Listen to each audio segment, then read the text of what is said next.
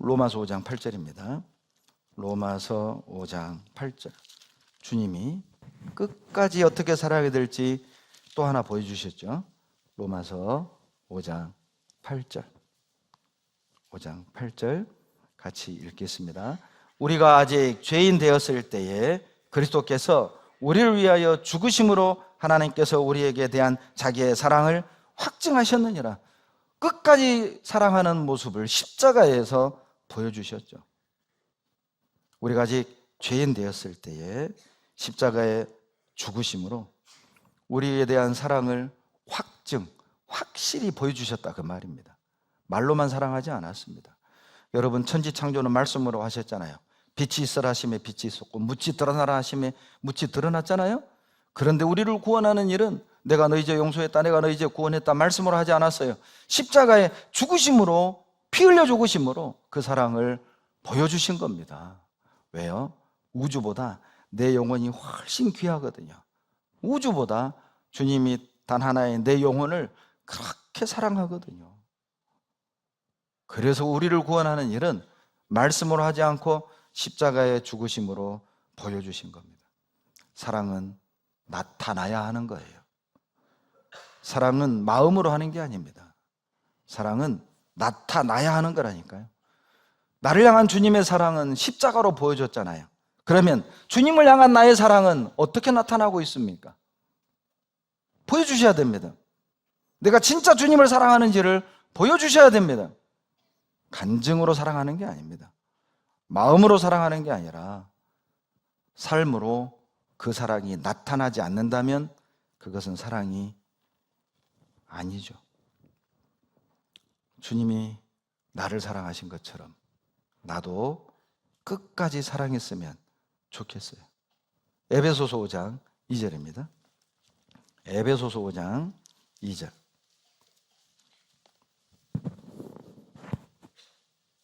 에베소서 5장 2절 같이 읽습니다. 그리스도께서 너희를 사랑하신 것 같이 너희도 사랑 가운데서 행하라. 그는 우리를 위하여 자신을 버리사 향기로운 제물과 생축으로 하나님께 드리셨느니라. 그리스도께서 너희를 사랑하신 것 같이 너희도 사랑 가운데서 행하라. 주님이 우리를 어떻게 사랑하셨습니까? 끝까지 사랑했잖아요. 사랑할 수 없는 제자를 사랑했고 사랑할 만한 일을 하지 않은 제자들을 사랑했던 것처럼 우리도 끝까지 허리를 숙이고 무릎을 꿇고 가장 더러운 부분을 만져주었던 것처럼 우리도 형제자매 앞에 고개를 숙이고 허리를 숙이고 그들의 허물도 덮어주고 내 마음에 들든 내 마음에 들지 않든 그렇게 사랑하길 원하시는 거예요. 참 슬픈 현실은 나는 나에게 좋은 것만 사랑한다는 것이죠. 나에게 선을 베푸는 사람만 사랑한다는 것이죠. 나에게 잘해주는 사람만 사랑한다는 것이죠. 나는 사랑할 만한 것만 사랑한다는 것입니다. 나는 내 마음에 든 것만 사랑한다는 것입니다. 그것이 나를 참 슬프게 합니다. 사랑할 수 없는 것도 사랑하고 싶은데 그래야 사랑인데 그것을 뛰어넘고 가야 되는데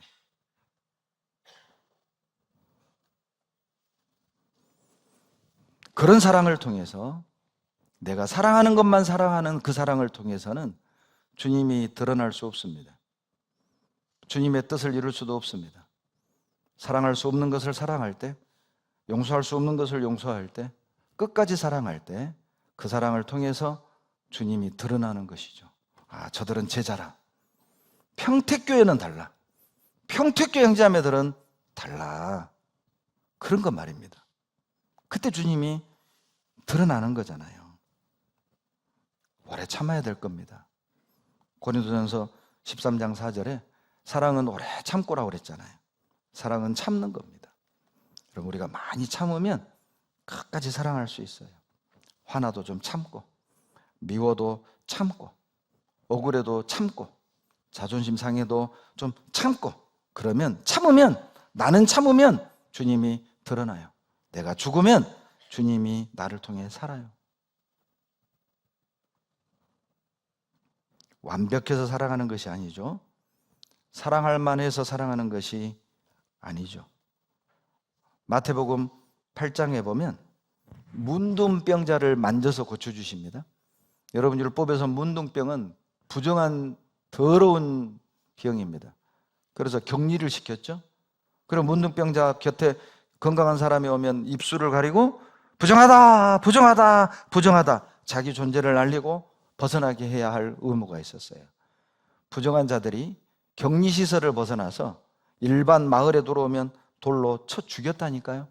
그런데 문둥병자가 예수님 앞에 머리를 조아리고 당신이 원하기만 한다면 나를 깨끗게 하실 수 있나이다. 주님이 문둥병자를 만져주십니다. 내가 원하노니 깨끗하라. 문둥병이 깨끗해지잖아요. 남들이 기피하는 사람을 예수님은 만져주신 거예요. 남들은 돌을 던질 사람인데 예수님은 만져주신 거예요. 이것이 끝까지 사랑하는 겁니다. 돌 던질 일이지만 만져주는 거죠. 내가 피할 사람이지만 내가 만져주는 거죠. 그것이 끝까지 사랑하는 거예요. 그 사람 바뀌었잖아요. 문둥병이 깨끗하게 됐잖아요. 돌을 던져서는 그 사람 바꿀 수 없습니다. 피해서는 그 사람을 바꿀 수 없습니다. 만져주면 그 사람 바뀌어지는 거라니까요. 그렇게 기적을 만들어가 봅시다. 서로. 그러면 바뀌는 거라니까요. 누가복음 7장에 나인성에 과부 하나밖에 없는 아들이 죽어서 관을 들고 장례일이 늘어섰습니다. 죽은 자 만진 건 부정한 일입니다. 그래서 죽은 자는 피하는 거예요. 이게 율법입니다. 그런데 예수님은요, 관 위에 손을 올리셨어요. 그리고 말씀하시죠. 청년아 일어나라. 죽은 자가 일어났어요. 남들은 멀리 하는 시체지만 예수님은 가서 만져주셨어요. 죽은 자가 살아난 겁니다. 사랑할 수 없는 것도 사랑할 때 그 사람이 새롭게 사는 거라니까요.